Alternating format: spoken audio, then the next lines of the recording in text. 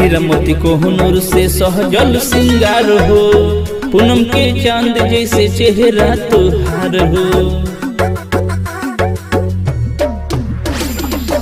हीरा मोती कोहनूर से सहजल सिंगार हो, पूनम के चांद जैसे चेहरा तुहार हो गजरा गजरा संभाले खुलल केसिया होई कारी। साड़ी पहन ले तू बहड़ू कुंवारी, है जान मारे आंचल के धारी।